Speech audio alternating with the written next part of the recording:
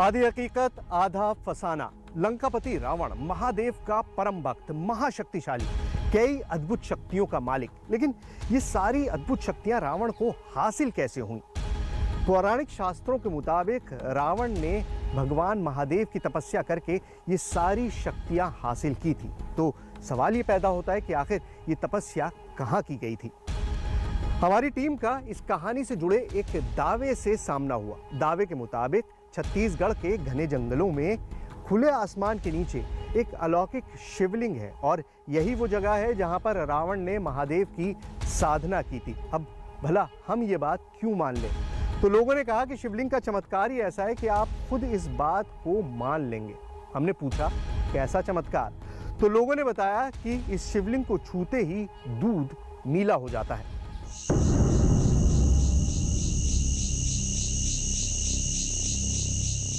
ये शिवलिंग क्या वाकई सफेद दूध को नीला कर देता है? चमत्कार होता भी है या सब आंखों का भ्रम है? अब जो भी है, रात के बाद ही कुछ पता चलेगा।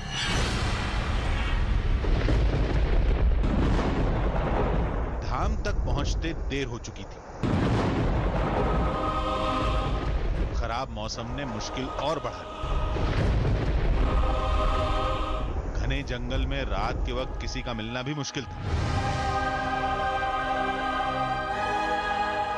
फिर चुपचाप आग के सामने बैठकर सुबह होने का इंतजार करने लगे।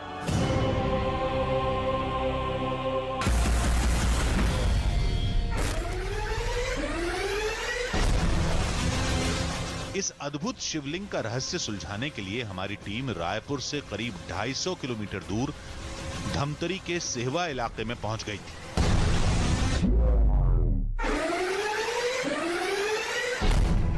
सुबह होते ही शिवलिंग साफ नजर आने लगा था। ये तो वाकई एक प्राकृतिक शिवलिंग था। आकार बेहद विशाल और पत्थर की तरह खुरदुरा। सप्तऋषियों की इस पावन धरा और छत्तीसगढ़ के सिहावा से शुरू होने वाले दंडक वन के बीचों बीच यह है भगवान भीमा कोटेश्वर महादेव का स्वयंभू शिवलिंग। 4.5 फीट के जमीन से निकले हुए इस स्वयंभू शिवलिंग को लेकर कई चमत्कारिक दावे किए जाते हैं। लेकिन इस शिवलिंग की प्रमुख मान्यता यह है कि इस शिवलिंग में भगवान शिव का नीलकंठेश्वर रूप आज भी मौजूद है। सागर मंथन के वक्त जब विष की उत्पत्ति हुई तो उस विष को भगवान शिव ने पीकर अपने कंठ में रोक लिया और उसी वक्त से भगवान शिव नीलकंठेश्वर कहलाए। कहते हैं कि 4.5 फीट के इस स्वयंभू शिवलिंग में भगवान शिव का वो नीलकंठेश्वर रूप आज भी मौजूद है और सैकड़ों लोग उस रूप को इस शिवलिंग में देखने के दावे भी करते हैं। ये शिवधाम खुले आसमान के नीचे था।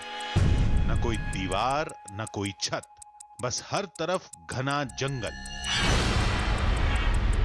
और आबादी के नाम पर बस कुछ पुजारियों का परिवार जो अब शिवलिंग की पूजा की तैयारी में जुट गए थे। जैसे ही शिवलिंग पर पानी गिराया जाने लगा, हमारी टीम की निगाह वहीं जम गई। पानी के रंग में कोई बदलाव नहीं दिखा। नीचे बह रहा लाल रंग शिवलिंग पर लगे टीके का था। फिर पुजारी ने बताया कि केवल दूध का रंग बदलता है। आज भी अगर आप गैया की दूध का शिवलिंग पे अभिषेक करते हैं तो जिस समय आके स्थित रहते हैं तो तुरंत नीला हो जाता है। आज भी जो मतलब डालना चाहे, आजमाना चाहे तो डाल कर देख सकते हैं। अच्छा, उसमें डाल के देख सकते हैं। इसमें कोई गारंटी नहीं है कि मतलब नहीं होगा, ऐसा कोई गारंटी नहीं। बिल्कुल होना ही है उसको। अच्छा, क्योंकि परमात्मा स्वयं है ना, स्वयंभू है। अच्छा, स्वयंभू है। जी। तो कब से आप लोग देखते हो आ रहे कि दूध जो है वो नीला हो रहा है और इस तरीके से? हम इनको तो मतलब यानी प्राचीन काल से है। और जब से हमें जानकारी हुई है स्वामी जी के द्वारा, और तब से ये मतलब डालते चले आ रहे हैं तो बस ऐसा नीला हो जाता है। जी। लेकिन कैसे? कोई केमिकल लोचा है? पत्थर का असर है? लोग कहते हैं ये चमत्कार है। शिवलिंग में महादेव का वास है, जिनके नीले कंठ से दूध भी नीला पड़ जाता है। पुराणों में लिखा है कि समुद्र मंथन से निकले विष को महादेव ने पी लिया था। विष की वजह से उनका कंठ नीला पड़ गया। तब से महादेव को नीलकंठ कहा जाने लगा। ये वो वही नीलकंठेश्वर रूप आज भी इसमें मौजूद है मानते हैं? हाँ, आज भी वही मौजूद है। क्यों? क्योंकि विष का प्रभाव ही दूध को जो है नीला करता है, इसलिए उसको नीलकंठेश्वर कहा है। अगर ऐसी बात है तो महादेव का वास इसी शिवलिंग में क्यों, बाकी जगहों पर क्यों नहीं? तो दावा है कि ये शिवलिंग युगों पुराना है, त्रेता काल का है, जिसे शिव के परम भक्त रावण भी पूजते थे। आज भी यहाँ पर रावण एवं उनके पूर्वज समय पे जो है पूजा करने आते हैं। रावण की दादाजी पुलत्स्य ऋषि की जो पावन जो तपोवन है, यहाँ से लगभग 12 किलोमीटर दूरी सिंगोला पर्वत पर जो है स्थित है। ओम नमः शिवाय, ओम नमः शिवाय। रामायण के मुताबिक त्रेता युग में दंडक वन पर रावण का ही राज था और रावण शिव के परम भक्त भी थे। रावण की वजह से रामायण में दंडक वन का जिक्र कई बार किया गया। हो सकता है चमत्कार का यह दावा एक कहानी हो। तो शिवलिंग पर केवल दूध का ही रंग क्यों बदलता है, पानी का क्यों नहीं? अगर असर किसी केमिकल का है तो दूध का रंग हर बार बदलना चाहिए, लेकिन ऐसा कभी कभार ही होता है। लेकिन यह चमत्कार होता कैसे, होता भी है या नहीं, ये परखने का वक्त अब आ गया। भीमा कोटेश्वर शिवलिंग के इस गर्भगृह के अंदर जब भी आपको प्रवेश करना है तो इस गर्भगृह के नियम कानूनों को मानते हुए ही आप गर्भगृह के अंदर प्रवेश कर सकते हैं। गर्भगृह के बाहर ये बोर्ड लगा हुआ है जिस पर साफ लिखा हुआ है कि धोती पहनकर ही आप गर्भगृह के अंदर जा सकते हैं, जिसके चलते हुए मैंने भी धोती पहन ली है। इस गर्भगृह को लेकर मान्यता है कि जो भी व्यक्ति पूरी आस्था श्रद्धा से और इस गर्भगृह के नियम कानूनों को मानते हुए इस शिवलिंग की पूजा करता है, उसी व्यक्ति को नीलकंठेश्वर महादेव के दर्शन इस शिवलिंग में होते हैं, जिसके चलते हुए हम लोग भी इस शिवलिंग के इस गर्भगृह के सारे नियम कानूनों को मानेंगे और उसी के अंतर्गत हम लोग इस शिवलिंग की पूजा करेंगे। शिवलिंग को करीब से देखने का मौका मिला। इसकी बनावट अलग थी, ये वाकई जमीन के अंदर से निकला हुआ लग रहा था।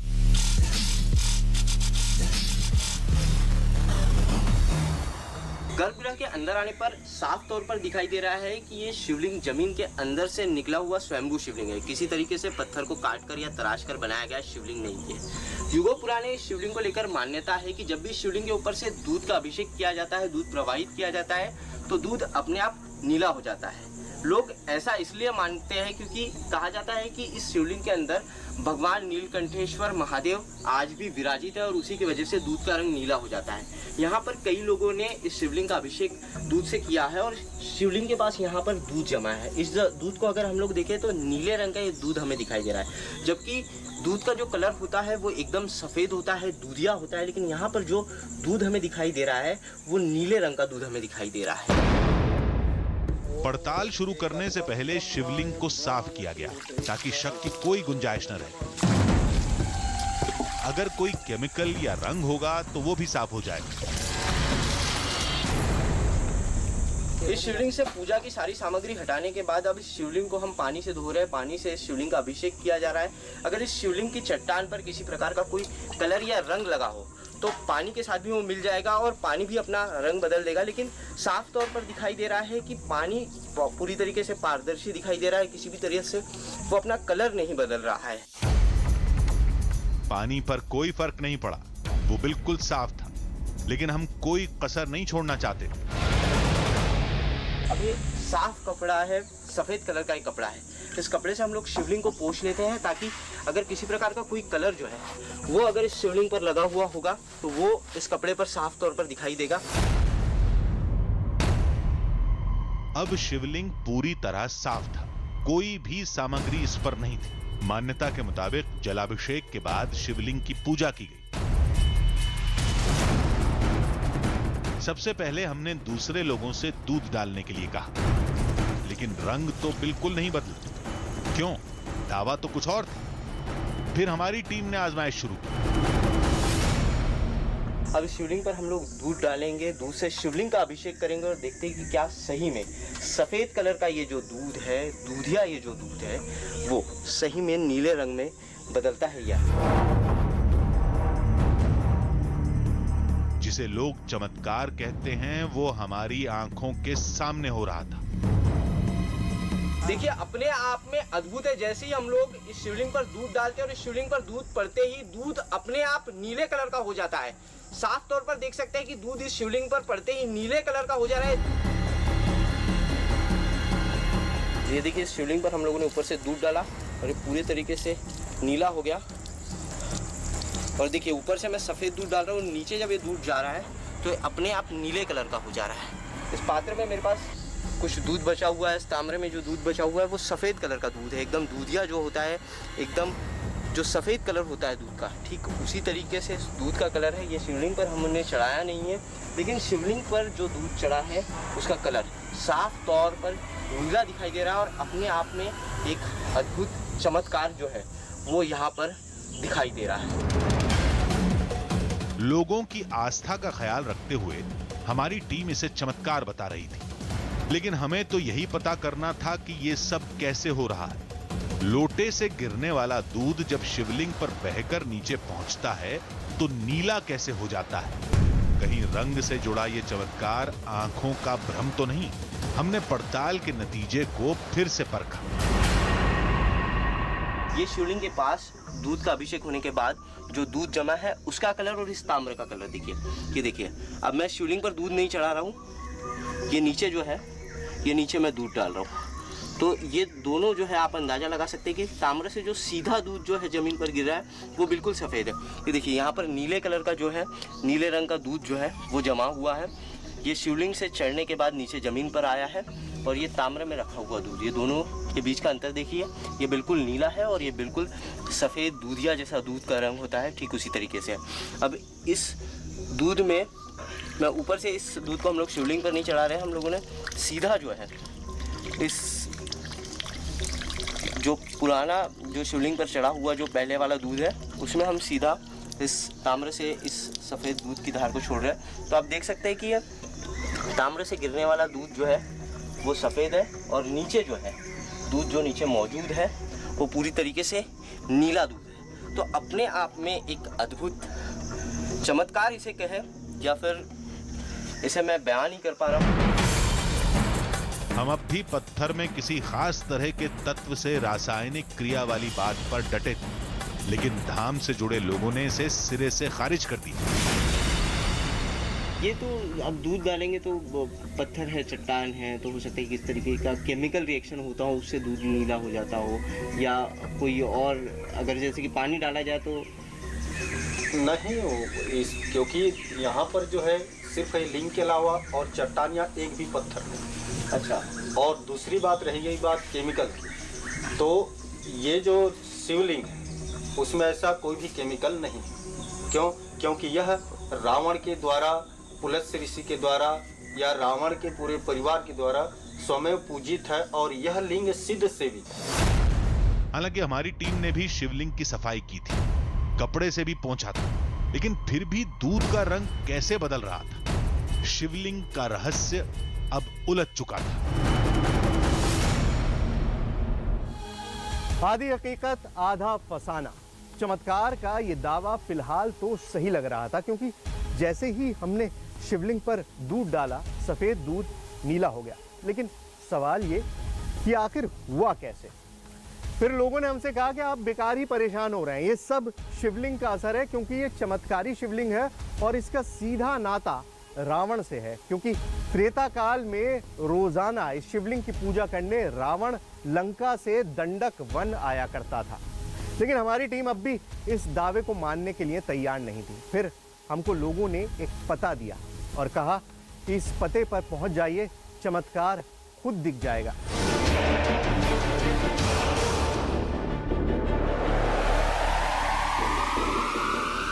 कहते हैं सिहावा का दंडक वन राक्षस राजा रावण और उनके पूर्वजों की तपोभूमि रहा है। यही नहीं तो इस दंडक वन में आज भी रावण के दादा पुलत्स्य ऋषि के होने के दावे भी किए जाते हैं।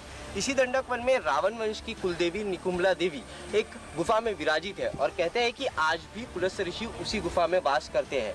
लेकिन उस गुफा तक पहुंचने के लिए हमें इस पहाड़ की सबसे ऊंची चोटी पर पहुंचना होगा और उसके बाद ही हम उस गुफा को देख पाएंगे। हमें नहीं पता कि ऊपर पहाड़ पर कुछ मिलेगा भी या नहीं। हो सकता है कि गांव वालों का दावा झूठा निकले, लेकिन रहस्य सुलझाने के लिए उस गुफा में जाना बेहद जरूरी था।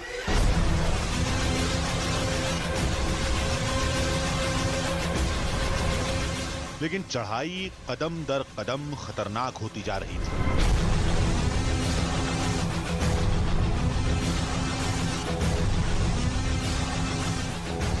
जमीन से करीब 1600 फीट की ऊंचाई पर ही पहाड़ है और इस पहाड़ की सबसे ऊंची चोटी पर पहुंचने के लिए हमें इस तरीके से जानवरों की तरह या स्पाइडर जिस तरीके से दीवारों पर चढ़ता है ठीक उसी तरीके से चढ़ाई करनी पड़ रही है।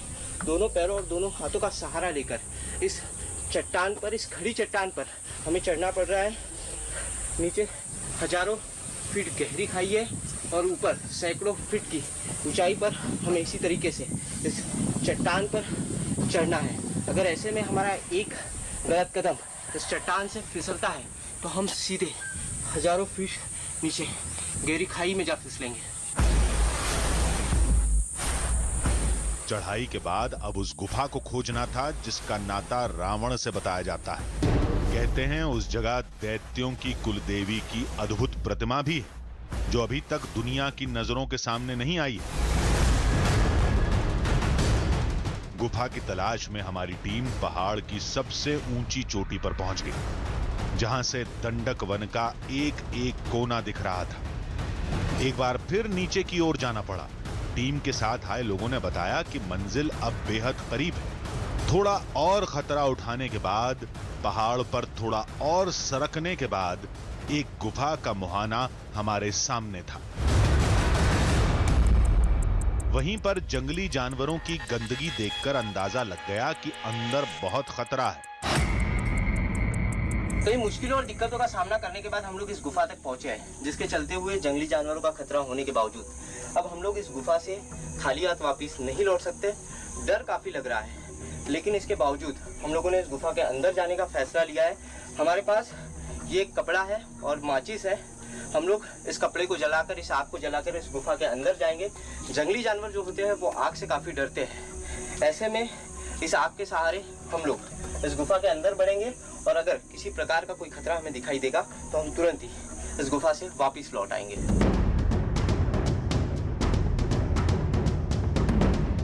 यह आग हम लोगों ने जला ली है और इस अब आग को जलाकर ही हम लोग इस गुफा के अंदर बढ़ेंगे।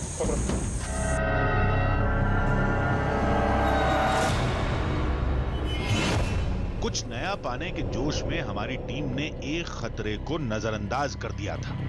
बहुत सारा मधुमक्खी है। काफी मधुमक्खियाँ इधर इधर इधर। हमारी टीम ने गुफा में जाने की एक और कोशिश की, लेकिन इस बार खतरे ने हमें खुद आगाह कर दिया। निकलो निकलो यहाँ से जल्दी। अब हमारी टीम की हिम्मत जवाब दे चुकी थी। कुछ मधुमक्खियों ने हमें डंक मारने की कोशिश की। मधुमक्खियों से बचे तो अचानक एक आवाज गुफा के अंदर से आई कि भारी भरकम कोई जानवर पत्थरों के ऊपर चल रहा है। और उस आवाज से डर के चलते हुए हम तुरंत ही गुफा के बाहर भागे और फिर उसके बाद हमने फिर से आग जलाई है। अब इस गुफा के अंदर जाने की हिम्मत हमें नहीं है और अब इसके चलते हुए हम लोग यहीं से वापिस जो है वापिस कोटेश्वर धाम के लिए यहीं से हम लोग तुरंत निकलेंगे। इतनी मेहनत के बाद नाकाम लौटने से हमारी टीम निराश थी, लेकिन धाम जाने के सिवाय और कोई रास्ता नहीं बचा था। मंदिर पहुंचकर हमने पूरी बात बताई तो बाबा ने तुरंत अपनी चेतावनी याद दिला दी। पहले ही मैं आप लोगों को जो है समझा दिया था कि आप लोग जो उस गुफा में मत जाइए। क्या है, हम लोग भी कभी कभार ही जाते हैं क्योंकि उस गुफा के अंदर जो है बहुत सारे जंगली जानवर स्थित रहते हैं। कभी कभी मनुष्य की जान की खतरा रहता है क्योंकि गुफा अंधेला है और बहुत लंबा गुफा है और उसमें जो बहुत सारे जानवर रहते हैं, जंगली जानवर। इसीलिए जो है गुफा के अंदर जो है एकाएक प्रवेश ना करें। गुफा में रावण से जुड़ी कोई निशानी मिलती भी या नहीं, क्या पता। जो बीत गया उसे क्या सोचना, लेकिन शिवलिंग तो हमारी आंखों के सामने था, जिसके चमत्कार को तो हमने देखा भी था। इस रहस्य को सुलझाना अभी बाकी था।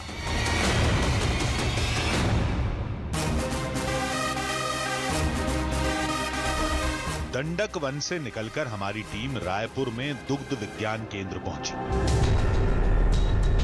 वहां कई जानकारों से बात हुई। सारी कहानी सुनने और देखने के बाद विशेषज्ञों ने कहा कि आप पत्थर के पीछे पड़े हैं, जबकि चमत्कार तो दूध में था।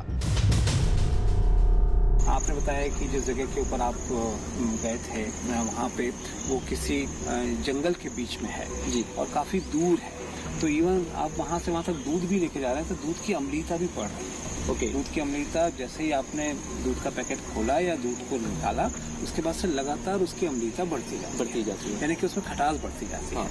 ये खटास बढ़ती है किन कारणों से? क्योंकि उसमें बहुत ऐसे न्यूट्रिशियस मटेरियल होता है, प्रोटीन होता है, फैट होता है, उसमें बहुत सारे माइक्रो ऑर्गेनिजम्स की ग्रोथ होती है, मतलब जो छोटे छोटे जीवाणु हैं उनकी ग्रोथ होती है। तो कहीं ना कहीं ये सब चीज़ें ही मिल के और उस स्टोन में उपस्थित किसी डाई या किसी तत्व के साथ में रिएक्ट करके करते हैं, नीला रंग होता है।